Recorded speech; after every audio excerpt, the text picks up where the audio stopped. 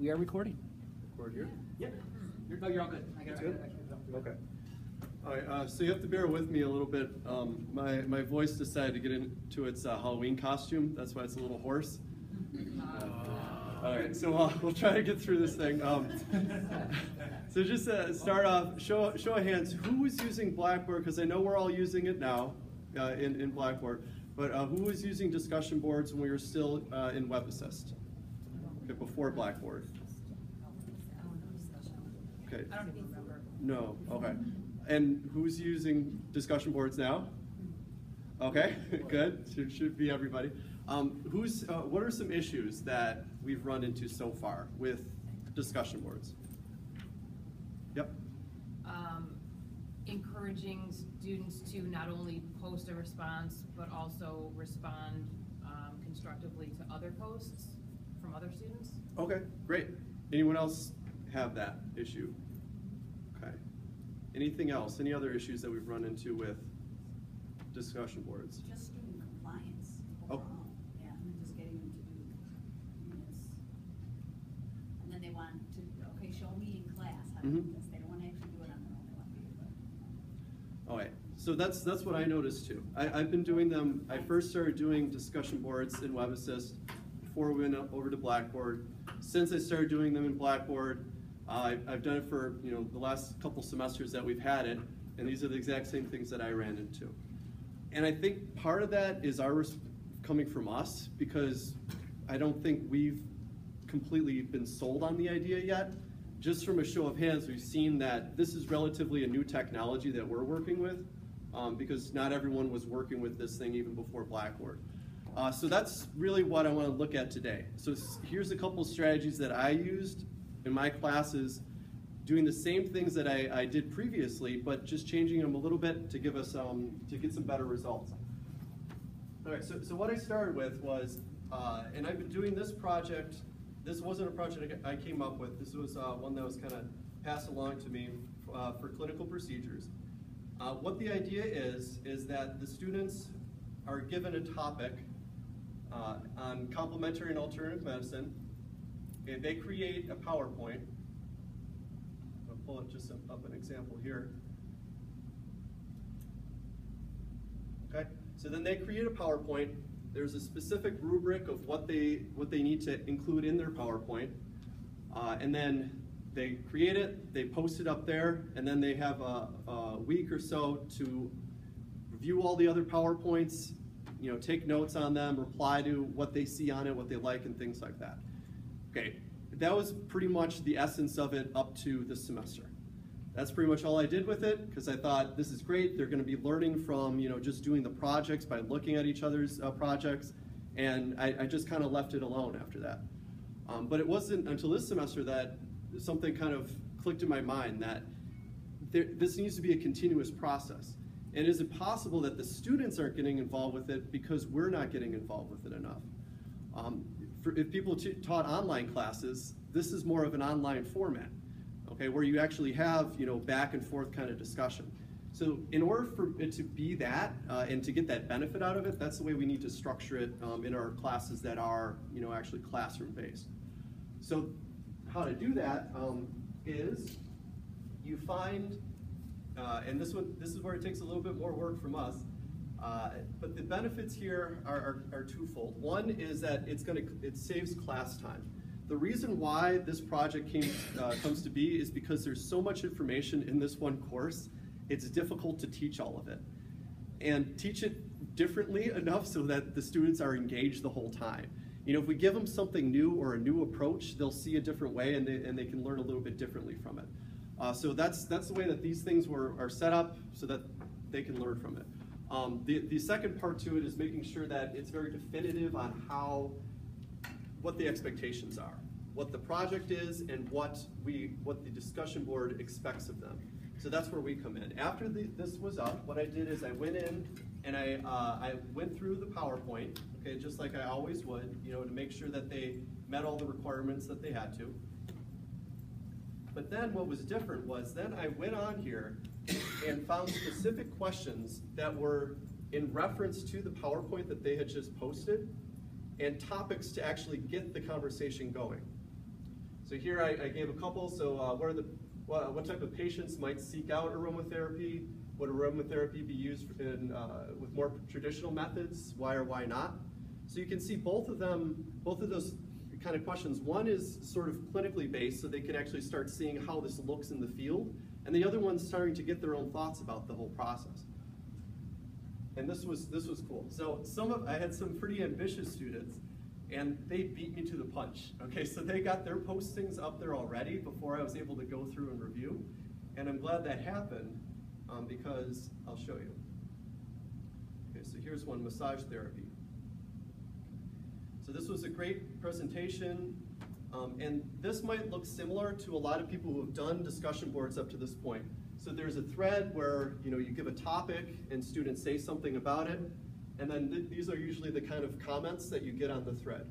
Right? A couple sentences, it could be directed towards what you require them to put up there, but otherwise there's not a lot of depth to it. It comes off more as, I'm doing this because it's a requirement, it's a grade. What I did then is just look at the length of these comments. Okay, 1 sentence, 2 sentences. Okay, here's my question that I posed to them. Okay, and I based it off of what they already said. So based off the comments that are that are already posted, I see that there's massage therapy is very popular. What do you think the general public how would they respond to that if there was massages in primary care settings? So that was the question. Something easy that they could wrap their minds upon. Okay, and now just look at the amount of content that's posted after I gave them that prompt, that kind of primer for discussions.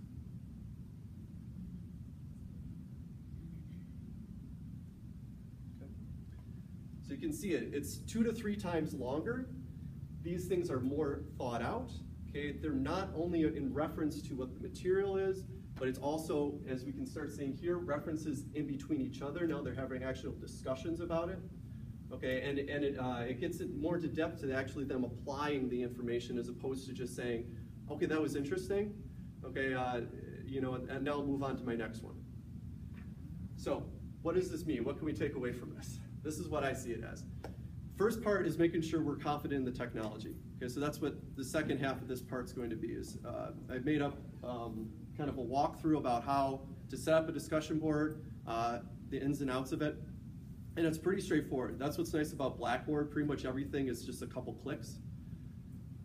The next part is basing a project or basing a discussion that is going to be that has a foot in both kind of worlds. One is in what you're covering right now, and one is in this kind of future profession or future place that they're going to find themselves. Because then it allows them to dream and to kind of reach out beyond what the content in the initial presentation is into where else is this going to be applied.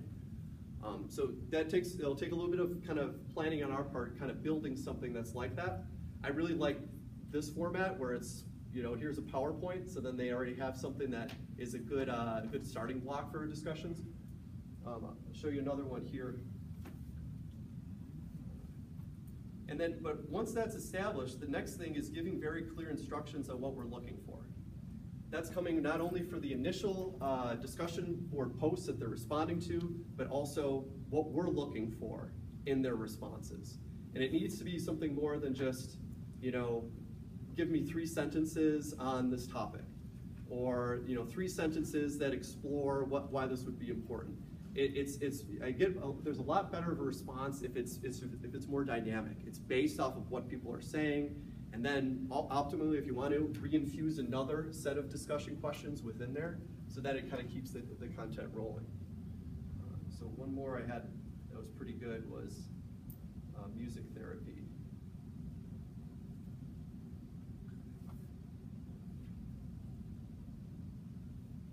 Okay, so again, we start off with short statements, okay, 1 or 2 sentences. Okay, here's my question for them. Here's the responses afterwards. So, and I have about a dozen different PowerPoints that are up there. All of them showed the same thing, where there was short conversations. Here's the questions of where the discussion board thread should go, and then that's where they end up going with it. And some of these things are pretty crazy because you read them and they're like, I think, wow, this person would never have said this in class. But given this context, you know, just it talks about their emotions, about how they feel about these things, which was really cool. And it gives them an opportunity too to put things into words where it's right in front of them and they're more comfortable and it's safer than in a classroom setting that as much as our social presence can make that comfortable for them, they're still gonna have some apprehension to it. And if we're trying to push towards, you know, having students being able to articulate exactly what it is that they think and feel, this is a cool platform to do that. Question? Yeah, actually two. One is what's the participation rate, and has this increased the participation rate? The participation, okay, so students like it when things are attached to grades, or at least they do it more if it's attached to a grade. So the posting of the project is used as a homework assignment. And we'll go into that about how to kind of connect that back to your grade book. In terms of participation though, I would say the quality of participation has increased since I've done this. That the students were more likely to post, and their posts were more involved after having that. Was there a second question, or those were the two? Yeah. I just was wondering if it increased because one student that posted because that's part of their homework. Right. I'm talking about the participation rate of other students into their posting. Yes, I did see an increase in the response and the replies to the postings by doing this, yes. And I think the reason why is because it's very definitive what it is that is expected of them at that point, yeah. Are you tying grades to, or requiring that students respond? Mm-hmm. And how are you grading that? Because I mean, I'm looking at the middle one and I'm seeing a couple errors, you know, grammatical, spelling, whatever. Now, is that something that you would be taking points off for, or are they just getting credit for responding? And I know that obviously as we work more with it, right, it'll get more involved, but. Well, that's what's really cool, and you hit the nail on the head with that, is that this is an evolving kind of process here. And a lot of times with these technology things is we're worried about jumping in because we don't want to, we're going to drown in it. So we're real tentative about it, but it's yeah, it can unfold just with it. Right now, the way I have it set up is that they post, that's worth 80% of the grade, and then their responses are worth 20% of that. And the 20% response rate, it's looking at posting on three different sites, okay, so that they've looked at least 3 different ones, and then you know having you know, and what it was before, 2 to 3 sentence responses. So now that I know this, now that I see this response, I'm gonna alter that a little bit to see for them to get that full credit. Yeah. Yep. Sam, how has this changed the dynamic in the classroom? I know over the past we've had discussion of those. Some students have seen this perspective that when I have to come to class, I'm going to do discussion. So how are you seeing this is actually changing the dynamics, the participation rates, all of that? Right. Okay, part of it is that, especially in large classes, you really don't get to connect with students as well in kind of that individual level as you'd like to. This opens it up. Like for instance, I think, yeah, Zachary was, he posted some things that were really personal to him. And I read them, you know, and he was really kind of leading the charge and getting other people involved with it. So I saw this as an opportunity. It's like, you know, going up to him, because he's pretty quiet during class, you know, going up to him and say, you had some great posts on there. That was really great that you participated with that. So it's already kind of, you know, making him feel better, comfortable that he's contributing to the class in that respect. As far as the dynamics with there is, you know, this is their opportunity to kind of feel valued, so that you can kind of kudos them on that or compliment them on that.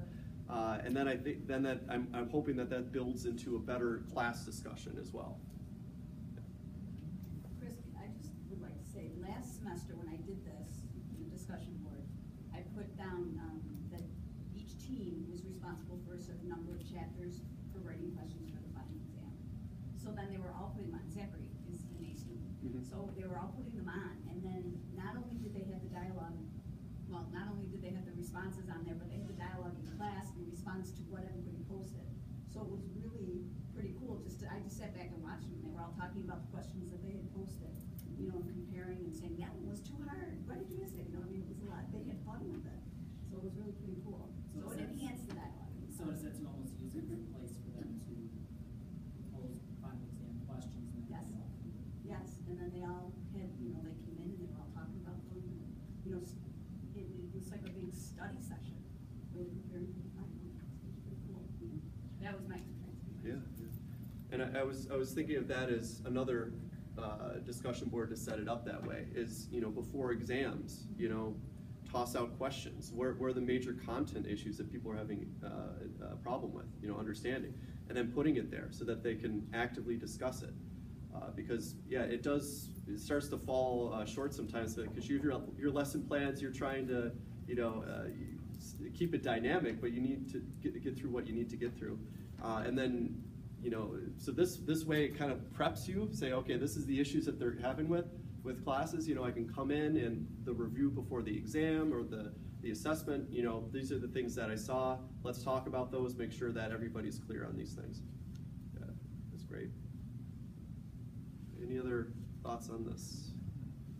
So how do you address the students that aren't really because I know every once in a while that becomes an issue, whether they're tech pros or whether they're they don't have access to technology. At least a couple weeks throughout the semester, there is I use the laptops in my classroom.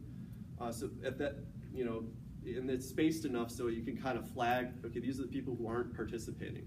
So, you know, find those points like, we already have our laptop in front of us doing something else. Okay, let's make sure we can get onto discussion board, make sure that they know how to, you know, manage it and add things and respond to it. And then, you know, also I put together here like the how-to, you know, sheet on there with screenshots and everything, so it's very definitive on how they get on and move through there. Let's see, with participation, I think I just had one student out of 16 that didn't post anything. So I'm still working with him to try to get him, yeah, engaged in it, and part of that is him not being there. So it's trying to make, you know, which is the whole other issue that we're kind of dealing with attendance. Okay. If there's anything else, I think we can, if we want, we can jump into practicing this. If you have discussion boards up already, we'll have some time to kind of tweak them, see if we can, you know, kind of reinfuse them with this kind of these new concepts to kind of reinvigorate them. If you haven't posted one yet, you know, we've got the walkthrough on how to get them into your Blackboard content to make sure that you know, they can be up and running too. Can I just say that Chris mentioned that we're going to have follow-up workshops, similar one at each campus for adjuncts or any full-time staff who missed today. So I have some dates booked, so I wonder if Sam, Elena, Christy, and Maureen could just hang back at the end of the whole thing so we can see who's going to do what on what date. Okay, because we can't, everybody's not available on all the dates. Okay, is that okay, Christy? Elena? Thank you. So we're gonna head over to 102, which if you guys head out the door, is gonna be the first computer lab on your right-hand side. And we're gonna get you guys into the lab and start building and adjusting some discussion boards. Good.